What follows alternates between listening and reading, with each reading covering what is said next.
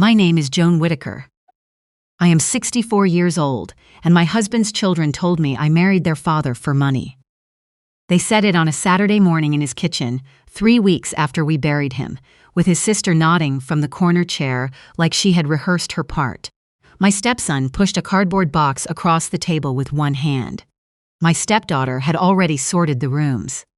For 9 months, they believed that was the end of it. Here is what they didn't know. The man they hired to take everything from me had written every page of that file himself. Every exhibit, every paragraph, every date. 13 months later, sitting in a Kingston courtroom, he was asked to read one sentence from his own document out loud. He got 4 words in, then he put the papers down. Welcome to Bold Mom Stories, where women who were written out end up writing the last line themselves. Subscribe and stay with me. I spent 27 years reading other people's paperwork. Calloway and Reed, barristers and solicitors, on Princess Street in Kingston, Ontario. I started there in 1988 when I was 27, as a junior clerk in the real estate department.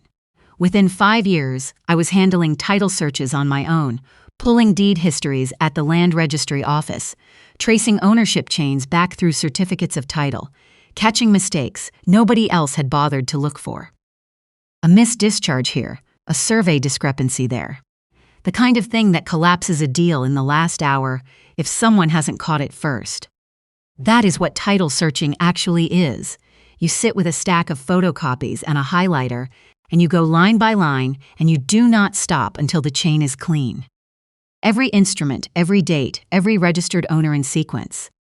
If something is referred to in a document, you pull it. You do not assume. You do not take someone's word. You read it yourself. I trained 6 junior clerks over those years and told every one of them the same thing on their first week. Pull the whole file. If a document says something is attached, find the attachment. The document is only as good as what you can put your hand on. People found that annoying. My husband found it charming at first. Arthur Pemberton died on a Tuesday in October of 2022. He was 72. His heart gave out in the parking lot of a job site in Napanee with his clipboard still in his hand. He had run Pemberton Heating and Cooling for 31 years, 22 employees, commercial and light industrial clients across the Kingston corridor. He was not the kind of man who sat still. We met in the spring of 2009. His company was buying a commercial property on Bath Road, and our firm was handling the title work. I pulled the file and found an old restrictive covenant from 1962 that nobody had flagged.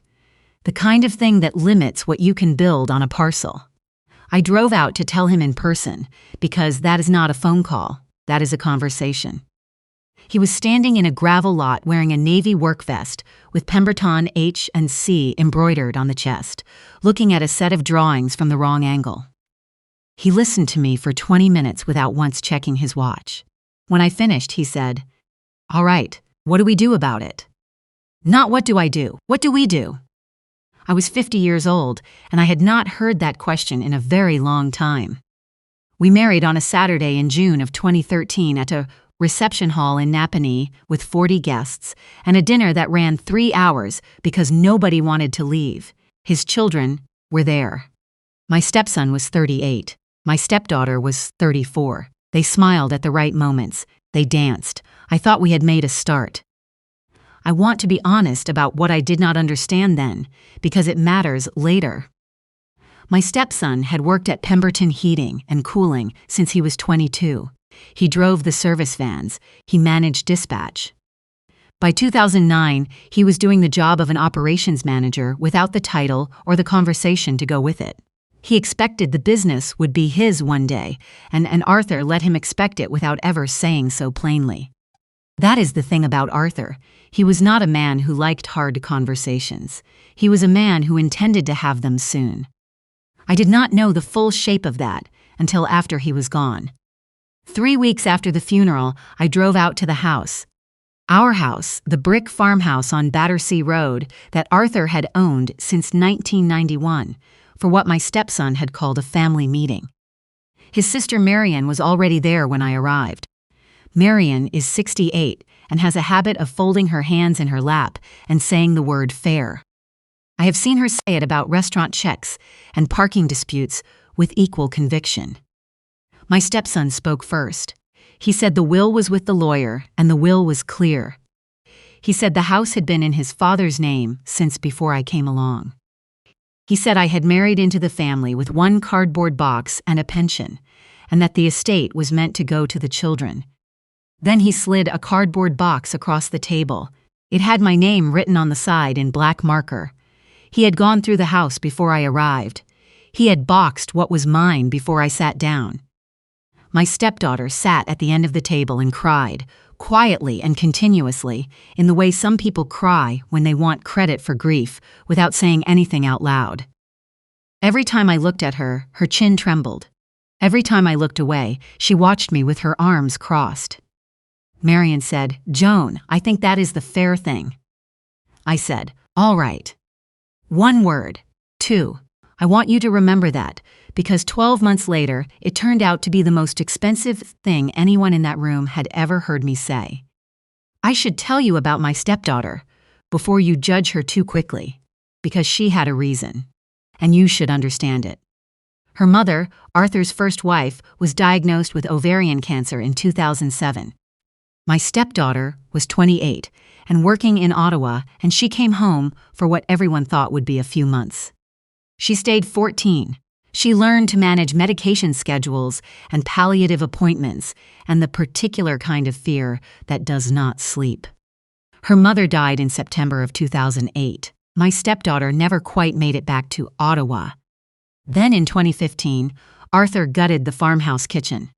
New cabinets, new countertops, a backsplash I had nothing to do with selecting. The old wallpaper her mother had put up, pale yellow, with a small white print, the kind from the early 90s, went into the skip bin in the driveway. I did not ask him to do that. I had actually suggested keeping it. But I lived there, so as far as my stepdaughter was concerned, I had ordered the demolition. And in 2017, she asked Arthur to co-sign a line of credit for a townhouse near Ottawa. He said no. He told her he was not in a position to be on paper for it. 2 months later, he put a new roof on the barn. He did not explain either of those decisions to her. He just said no and hoped that would be enough. That is the kind of man Arthur was. Decent in most directions, allergic to the specific conversations that needed to happen. So at that kitchen table, my stepdaughter looked at me and said, "You weren't part of this family when it was hard." She was right. In September of 2008, I had never heard the name Pemberton. I was running title searches for a bank and living in a duplex on Johnson Street. I said, "No, I wasn't." Her chin trembled. She kept going, anyway. The call from the lawyer came the following week. His name is Blaine Wentworth, 56 years old. Wentworth and Associates on King Street, the firm that had handled Arthur's affairs for 20 years. He has the particular voice of a man who is used to being the most patient person in any room. He called me Ms.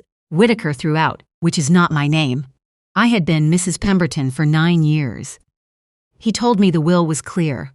It left the entire estate, the farm, the equipment, the business assets, the investments, to my stepson and my stepdaughter in equal shares. He told me the marriage contract I had signed in 2012 had waived my rights to the estate. Then he said something I did not fully understand until much later. He said, "There is a 6-month window for a spouse to make an election against the will. I would hate to see you spend money on a process that is not going anywhere." He said the 6 months with a particular smoothness, the way a man names a deadline he has already circled on his own calendar. At the time, I thought he was warning me off. He was not. I asked him one question. I asked whether Arthur had ever spoken to him about updating the will. There was a pause, maybe 2 seconds. "Not that I recall," he said. I have spent 27 years taking notes while people answered questions they did not want to answer. I know exactly what a man sounds like when he checks his memory before he speaks. I moved out of the farmhouse at the end of November, a 2-bedroom apartment on the 3rd floor of an older building on Queen Street in Kingston. $1,200 a month, hot water radiators that knock all winter, a window that looks toward the lake if you stand at the right angle. My pension from the firm is $1,850 a month. I am not going to pretend that was easy, but I was never going to go hungry. What I was erased. 9 years of a life, and the paperwork said I had been a lodger. My name was not on the deed because Arthur had owned the farm before we met, and I had never asked him to add it. Because asking would have sounded exactly like what my stepson already thought of me. My name was not on the will. My name appeared on exactly one document in the entire estate, and it was a marriage contract his lawyer had drafted to keep me from making claims. For a long time after that, people asked me why I did not fight. Here is the honest answer. If I hired a lawyer, I would look exactly like what my stepson had said I was. I would rather have been robbed than look like that. I told myself that was dignity. It took me 11 months to understand what it actually was. Before I left the farmhouse, I took 2 things. I took the quilt from the spare room that I had made myself the winter of 2016. And I took Arthur's old work vest from the hook by the back door. Navy canvas, Pemberton H&C embroidered on the chest, a split seam along the right shoulder. He had worn it on job sites since 2003 and refused to retire it because he said a good vest is just getting broken in. It smelled like engine grease and cold air and the inside of his truck. My stepson looked at it. "Fine," he said. "I want to tell you how I left that house because it is the last ordinary thing I did before everything changed." I carried the quilt and the vest out through the mudroom and reached for the back door. The latch had been misaligned for 2 years. You had to lift the handle slightly and pull left before it would catch. I did it without thinking. Muscle memory, all of it. My hands remembered before my mind did. Arthur had a full toolkit in the garage and every intention of fixing that latch. He meant to do it next weekend, and then the one after. I stood there and thought, this man bought 17 commercial service vans over 30 years, and he never once bought a tube of wood glue for his own back door. I got in my car. I made it to the corner of Division Street before I pulled over with my hazard lights on and sat there for a while. I hung the vest on the hook behind my apartment door, and I did not go through the pockets. Not that week, not that autumn, not that winter. Grief is not a wave. In my experience, grief is a work vest you walk past 300 times because you are not ready to find a sticky note with his handwriting on it. It hung there from November of 2022 until August of 2023. That spring, a letter arrived from Wentworth and Associates. Formal estate notice, 2 pages, with a copy of a letter Wentworth had written to my stepson and my stepdaughter. I assumed so I would understand which side of the room everyone was on. I read the copy twice, then I read one paragraph a third time. Wentworth had written that the family should anticipate the surviving spouse raising claims, that his advice was to remain firm and unified, and that Mrs. Pemberton, he used Mrs. Pemberton in this letter, interesting, should be permitted to collect her personal belongings and I am quoting him directly, leave as she arrived. Look at the date on that letter. October 18th, 2022. Arthur died on October 11th. That letter was written 7 days after my husband's body was found in a Napanee parking lot. Before the reception. Before the flowers went brown. And it contained the exact shape of the speech my stepson made to me 3 weeks later in Arthur's kitchen. My stepson did not write that speech. My stepson had been coached on it and billed for every word. I sat on my kitchen floor with that photocopy for a long time. If you have ever opened an envelope and understood, all at once, that the room had already made its decision before you walked in, then you already know what the rest of this story feels like. Stay with me. Drop a comment and tell me your own sentence, the one you heard that told you the room had made up its mind. And subscribes, because what I found in that vest pocket is still coming. In January of 2023, my old colleague from the firm, a woman named Betty, who had spent 30 years in the Wills and Estates Department, took me for lunch at a diner on Princess Street. She let me talk for 40 minutes about nothing. Then she put her fork down. "Have you pulled the estate file?" "What file?" "Joan, it has been probated. It is a public record. Anyone can walk in and ask for it." I knew that. Of course I knew that. I had pulled estate files at that courthouse 30 times in my career, tracing who inherited a property in 1974, confirming a deceased owner's chain of title. "I am not ready," I said, "to read a document that has my name not in it." Betty looked at me the way you look at someone who has forgotten what they are good at. She said, "You spent 30 years finding what nobody else bothered to pull. They are counting on you being too polite to look." I changed the subject. She paid the bill. On the way out, she said it one more time, and it sat in me like a stone for 5 more months. "They are counting on you being too polite to look." The 6-month window came and went. Under Ontario's Succession Law Reform Act, a surviving spouse has 6 months from the grant of probate to elect against the will, to formally refuse what the document gives and claim a statutory share instead. Wentworth had dangled that deadline at me on the phone in November with a particular smoothness in his voice. I had called one lawyer in February, an hour's consultation, $275. A woman in Kingston named Anne Forsyth, who practices only estates law. She explained the election. She explained that the marriage contract would likely be raised against it. She said it would be a fight, and fights cost money. And she was honest that she could not promise the outcome. I said I would think about it. Then I let the date pass. I am going to be honest with you, because I said I would be. I did not miss that deadline because I was grieving. I missed it because my stepson said I married his father for money, and I decided the most important thing in my life was proving him wrong by refusing to touch a dollar of it. If I signed nothing and asked for nothing, nobody could say it. If I hired a lawyer, every person in 3 counties would say, "See, we told you." That is a child's logic. I was 62 years old and I ran it like a strategy. I called it dignity. I said the word to myself in the bathroom mirror. It was not dignity. It was pride wearing a nicer coat, and the coat was still hanging on my door. On a Saturday in August of 2023, I finally went through the pockets of Arthur's work vest. I did it because the shoulder seam was worse than I remembered, and I had decided to mend it.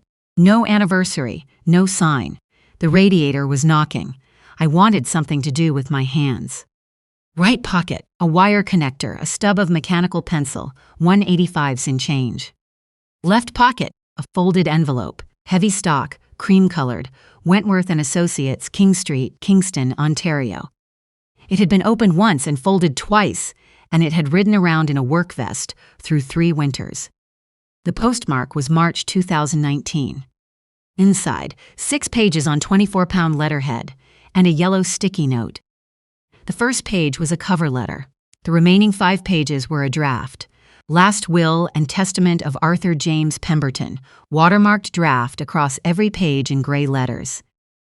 Article 3 gave 1/2 of the residuary estate to his wife, Joan Catherine Whitaker Pemberton, outright and free of any trust. Article 4 divided the other half equally between my stepson and my stepdaughter. No signature, no witness lines completed, no date of execution, just a blank at the end and a cover letter that said, "Please review and contact my office to schedule execution at your convenience." And in the margin next to Article 3, in Arthur's block printing in blue ballpoint, "Joan gets half, talk to Grant, myself."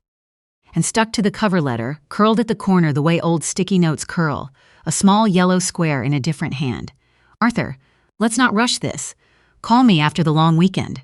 BW." I sat on the floor of my rented apartment above a closed insurance office, and I understood 2 things at once. Arthur had tried. He was slow and he was afraid of his son, and he was 4 years too late. But he had tried. And somebody had helped him be slow. I read those 6 pages 5 times that day. I tallied each read on the back of the envelope out of habit, the way you tally a chain of title. The draft was not a will. I knew that before I finished the first read. Ontario requires a testator's signature at the end. There were no witnesses.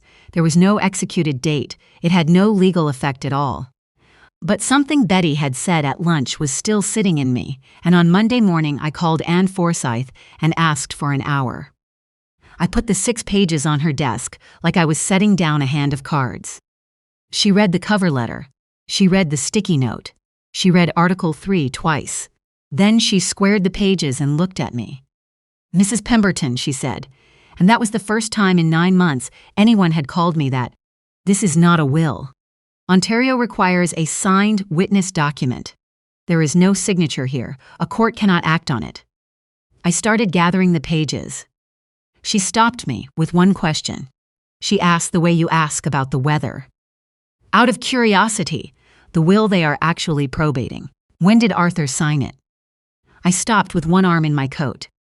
I did not know. Nobody had told me. Wentworth had said 2008 on the phone in November.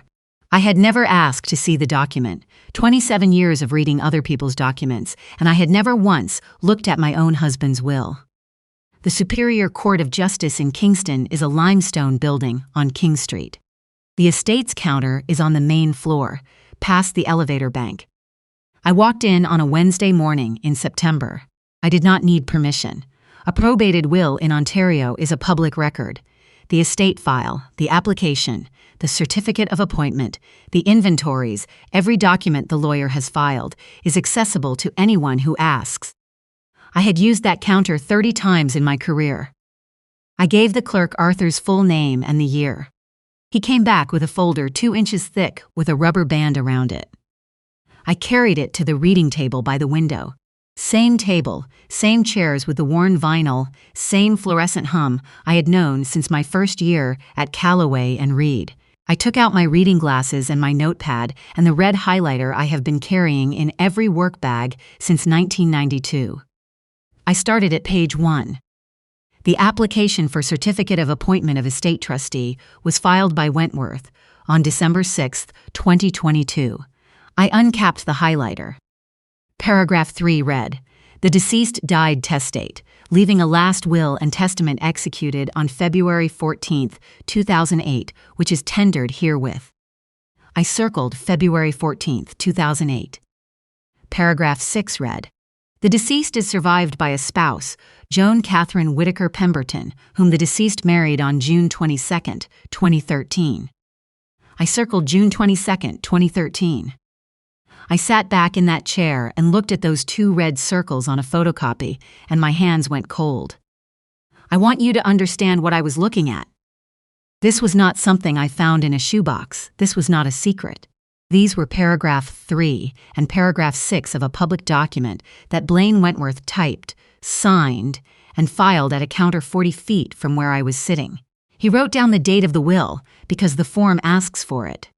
4 lines later, he wrote down the date of the wedding because the form asks for that too. February 2008, June 2013. The will came first, by 5 years and 4 months. I had spent 27 years understanding that order mattered. A mortgage registered before a deed. A lien entered before a discharge. I did not know the will's statutes by heart, but I knew order was the whole business, and I knew what those 2 circles in sequence meant.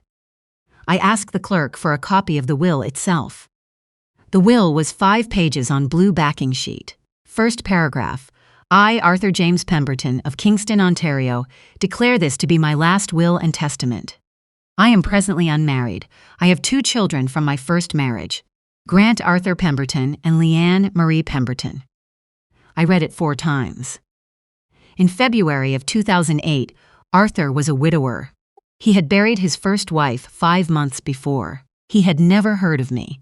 He was putting his affairs in order before spring, and that sentence was simply the truth about his life at that moment.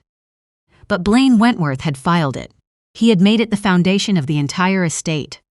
He had built his client's case on a document whose opening paragraph says, in the testator's own words, that when he wrote it, he had no wife. I carried the copies out past the broken water fountain and sat on the bench in the hall where I used to eat my lunch on long courthouse days 30 years ago. Then I went upstairs to the law library on the 3rd floor and pulled the Ontario statutes from the shelf. Succession Law Reform Act, Section 15. Revocation of will by marriage. Subsection C.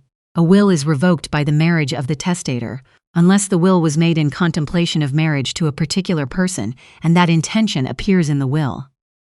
I read it standing up.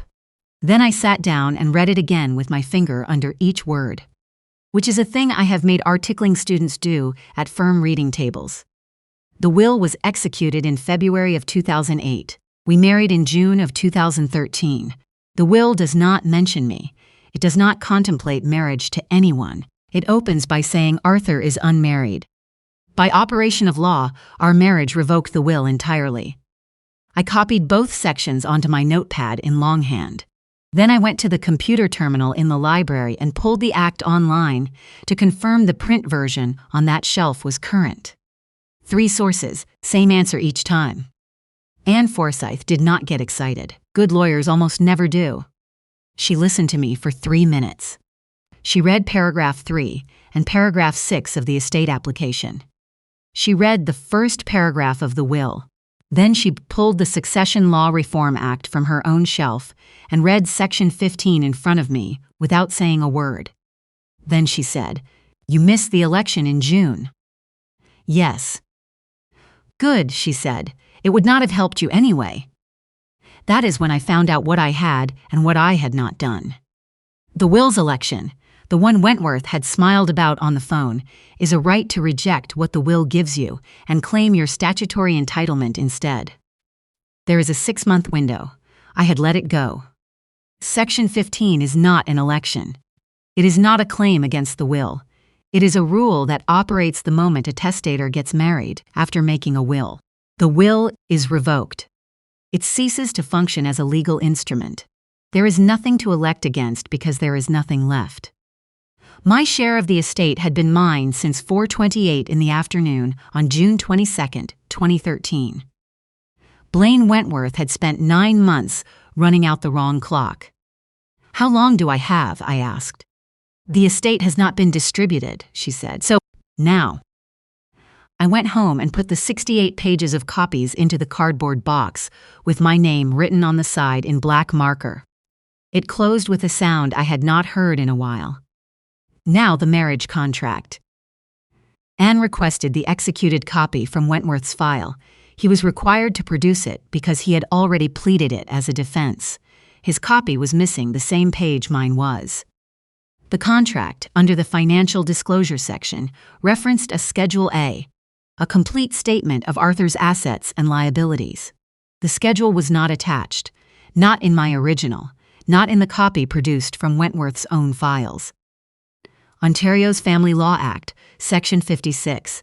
A domestic contract is unenforceable where the party challenging it was not provided with reasonable financial disclosure. No Schedule A, no written waiver of the disclosure requirement anywhere in the document. In the 11 months I had known Arthur before we married, I had never seen a tax return, a financial statement, or a balance sheet of any kind. Anne noted one more thing, and I confirmed it twice, word by word. The marriage contract uses the word separation in 6 separate clauses and the word divorce in 4 more. It does not use the word death. Not once. My stepson demanded a formal hearing. Most Ontario estates settle without ever going before a judge. The estate trustee files the accounts, the beneficiaries sign a release, the file closes. But my stepson did not want quiet. My stepson wanted a stamp. According to Betty, who still knows everyone at that courthouse, he had told Wentworth he wanted it certified by the court formally on the record so that, and she was repeating what she had heard through 2 people, Joan can never come back on us. The hearing was scheduled for Thursday, April 20th, 2024, in Estates Court. Because I was the surviving spouse, Wentworth's office was required to serve me with notice.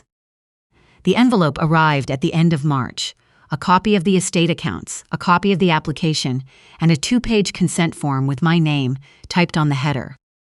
The cover letter said the family hoped I would sign the consent to avoid unnecessary expense to the estate. I sat at my kitchen table with that form and my red highlighter, and I did what I have done since 1988. I read it, every word, both pages, twice. The form said I waived formal notice of the hearing. It said I had no objection to the accounts as filed. It said I consented to distribution of the estate in accordance with the will's terms. I went through it, looking not for what was in it, but for what was not. There was no release of claims. There was no phrase in full satisfaction of all rights. There was no reference to the Succession Law Reform Act. There was no reference to Section 15. There was no mention of the words surviving spouse anywhere, except in the header where someone had typed my name. Blaine Wentworth had taken a form he used for adult beneficiaries and put a widow's name on it. So I signed it, in blue ink, at my own table, unhurried, 64 years old. I want to be clear, because this is the part people misunderstand when they tell this story back to me. I was not tricked, and I was not being clever. I meant every word I signed. I had no objection to those accounts, as I consented fully to the will distributing exactly what the will said. I just also happened to know what the will no longer was. I read everything. That is the job. Anne Forsyth filed her own document the same afternoon. A notice of claim under the intestacy provisions of the Succession Law Reform Act served on Wentworth and Associates by registered mail. The green return card came back signed 2 days later. They all came to the hearing. My stepson in a jacket, my stepdaughter with her husband. Marion in the second row with her purse held in both hands. 3 cousins along the wall who looked at the floor. I arrived at 9:10 with Anne Forsyth and the cardboard box with my name on the side, because it holds 68 pages flat and because I wanted to arrive carrying it. My stepson met me in the hall outside the courtroom door. He looked at the box for a moment too long. Something moved across his face. Recognition, maybe, or the beginning of a thought he decided not to finish. He had carried that box down a flight of stairs with his own hands and put my name on it. Then he said it, quietly, almost gently. "You came into this family with 1 box, Joan. You leave with 1 box. I looked at him. "Grant," I said, "that line isn't yours. Check your invoice from Mr. Wentworth." He wrote it. In a letter dated October 18th, 2022, "The week your father died, before the funeral, you have been saying another man's words for 14 months and paying him $400 an hour for them." He opened his mouth. The clerk opened the courtroom door. The judge had been on the estate's bench for 12 years. He went through a file the way I go through a chain of title, steadily, without hurrying, without skipping. Wentworth made his presentation, estate valued at $1.97 million. The farm property on Battersea Road appraised at $780,000. Business assets wound up at $540,000. Investments and accounts making up the remainder. Debts paid, taxes filed. Legal fees requested, $38,500. Proposed distribution, equal shares to the 2 children pursuant to the will. Exhibit A, the will.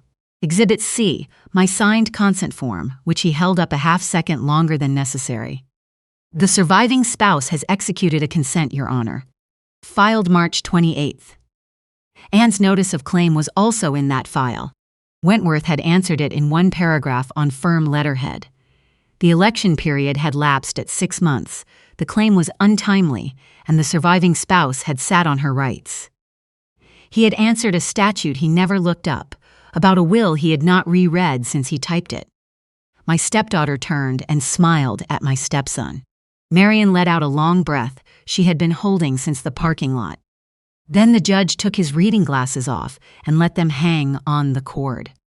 "Mr. Wentworth, paragraph 6 of your application states the deceased married the applicant on June 22, 2013. That is correct, Your Honor.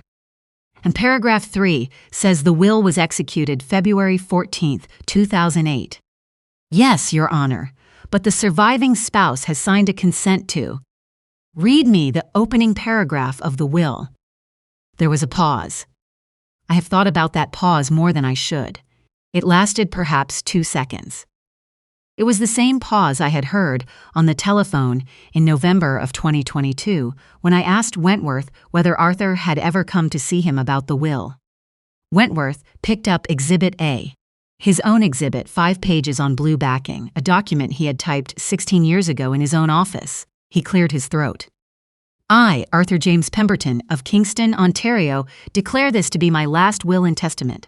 I am presently. He stopped. 4 words.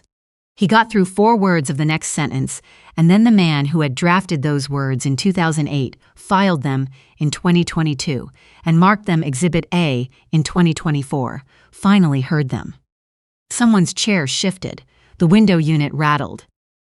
My stepdaughter said, "What?" out loud, and her husband put a hand on her arm. Blaine Wentworth set the will down on the table and did not pick it back up, and he sat down. The judge put his glasses back on. Mrs. Forsyth, Section 15. Yes, Your Honor. Wentworth came back up out of that chair with the argument he had found on his way down. He said, the marriage contract barred all claims. He said the election window had closed 6 months after probate, and the surviving spouse had sat on her rights. He said, I had executed a consent form 16 days ago on his office's own document, and that the court could not permit a party to sign a consent and then attack the distribution. He talked for 4 minutes. My stepson nodded at every sentence. Ann Forsyth stood and used about 30 seconds. Section 15 is not an election, Your Honor. There is no deadline to miss. The effect of marriage on a prior will operates by statute at the moment the ceremony concludes. The will ceased to exist as a legal instrument on June 22, 2013. Mrs. Pemberton's consent form waives notice, waives the formal accounts process, and affirms the will's terms. It cannot consent to the distribution under a document that no longer exists.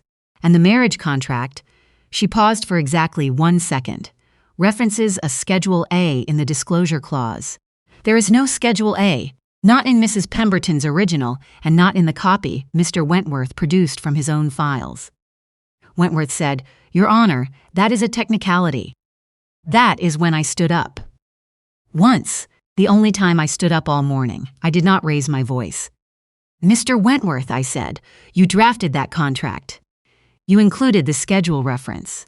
You filed that exhibit. I only read what you put in front of me. Then I said the rest of it. I read everything. That is the job. It always was. And I sat back down. The judge ruled from the bench. He held that Section 15 of the Succession Law Reform Act applied on the face of the record. He noted that the statutory exception requires the contemplation of marriage to a specific person to appear from the will itself, not from testimony, not from family recollections, and that Article 1 of this will stated the opposite. He held that the consent form I had executed waived notice of the hearing and no objection to the accounts, and nothing further. He held that the marriage contract was unenforceable under the Family Law Act for want of the required financial disclosure. Under Ontario's intestate succession provisions, the surviving spouse of a deceased who leaves children who are not the surviving spouse's children is entitled to the preferential share of the estate plus her portion of the remainder. My stepson came out of his seat. He hit the table with the flat of his hand and said, his father would never have wanted this, and the clerk took 1 step forward, and the judge said his name once. My stepdaughter did not shout. She turned around in her chair and looked at me for a moment. She said, very quietly, he told me in the truck once that he wanted to make sure you were taken care of. I thought he was just talking. Then she turned back around and did not look at me again. Marion stared at the wall behind the provincial flag and did not move. The judge was gathering his files when he said one more thing in the flattest voice in the room. Mr. Wentworth, before we proceed to the fee application, I would suggest you retain independent counsel. Here is what happened after that in numbers, because feelings fade and numbers do not. The court issued a decree confirming my entitlement under Ontario's intestate succession provisions. The farm on Battersea Road, the brick house, the workshop, the 12 acres, was set over to me as part of my share because I asked for it and because no one had a legal reason to say no. I filed a complaint with the Law Society of Ontario. Not about losing the case, about a draft will that sat in a client's coat pocket for 4 years and 9 months, while the lawyer who had written the cover letter never once picked up the telephone to schedule the signing. My stepson hired a firm in Toronto and commenced an action against Wentworth. I am told the matter is still before the courts. I did not take $1 more than Ontario law gives a surviving spouse. I did not take $1 less. On a Saturday in May, I drove out to the farmhouse on Battersea Road with the cardboard box on the passenger seat and let myself in through the back door. The latch still caught wrong. Nobody had touched it. I went to Arthur's toolbox in the mudroom, exactly where it had always been, and found the wood glue and the screws and a pair of shims. It took me 20 minutes. It latches now. You can hear it click from the end of the drive. Arthur meant to do it for years. He ran out of time. He meant to do a lot of things. He was slow, and being slow cost him the chance to tell his son the truth himself while he was still standing there to say it. My stepdaughter called me once in June. I let her talk. She told me about the truck conversation, what her father had said about wanting to take care of me. She told me about the 14 months she had given her mother, which I already knew and have never held against her. Then she asked whether I would sell the farm back to the family at the appraised value. I said no. Then I said, "The lilac by the old fence came back this year. If you ever want to see it in bloom, call first." She said she would think about it. She has not called. I have not changed my number. I am not going to.